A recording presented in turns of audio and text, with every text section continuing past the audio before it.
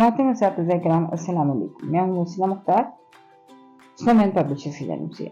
और आज की इस वीडियो में बात करेंगे नॉलेज विद उर्दू सीरीज जो कि प्ले ग्रुप के लिए लिखी गई है, उसकी सफ़ा नंबर 114 की। ये देखिए, ये है सफ़ा नंबर 114। ये उर्दू हरूफ तहज्जी के आखिरी सफ़हात में से एक है। यहाँ सुनना, बोलना और पढ़ना बना हुआ है। अच्छा, यहाँ पर इस किताब में हमज़ा का तारुफ किया गया है। हमज़ा से कोई लफ्ज़ भी शुरू नहीं होता, ये अल्फाज के दरमियान में आता है।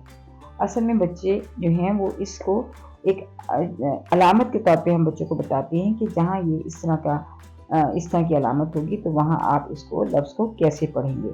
तो बच्चों को बताइए कि चाय गाय, तो यहाँ हमज़ा की अलामत है, इसलिए हम इसको ए पढ़ेंगे, चाय गाय। इस तरह बच्चों को हमज़ा का तारुफ कीजिए।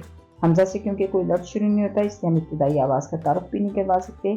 हमज़ा की कोई आवाज़ भी नहीं है, हमज़ा सिर्फ अलामत के तौर पर इस्तेमाल होता है, और जहाँ भी अलामत के तौर पर आता है वहाँ ये आवाज़ को जैसे कि बदल देता है, जैसे कि चाय गाय, भाई गाय, ताई।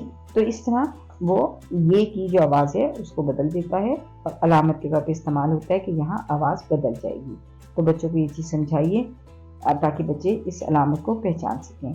आप बोर्ड पर लिखिए, इस अलामत को बच्चों को पहचान करवाइए और फिर बच्चों से बार बार पूछिए कि ये क्या है, ताकि बच्चे आपको बता सकें कि ये हमज़ा है। उसका तख्लीकी महारतें में भी रंग भरने में आपको गाय की तस्वीर दी गई है। बच्चों से कहिए कि वो गाय की तस्वीर में रंग भरें। हर्फ एन वाले डब्बों में सुर्ख रंग भरें। दूसरी सरगर्मी है तो आप इसमें बच्चों से कहिए कि जिस डब्बे में एन लिखा है उसमें सुर्ख रंग भरें और बाकी डब्बों में कोई सा भी रंग भरें। बच्चों को बताइए कि इसकी जो आवाज़ है वो सिर्फ इस अलामत की वजह से हर्फ की आवाज़ को ये अलामत बदल देती है। उसके बाद हर्फ सफ़ा नंबर 115 है, वहाँ आपने बच्चों को हमज़ा लिखना सिखाना है। तो बच्चों से कहिए कि पेंसिल नुक्ता आगाज़ पर रखें, तीर के साथ साथ लिखें, और ये है हमज़ा।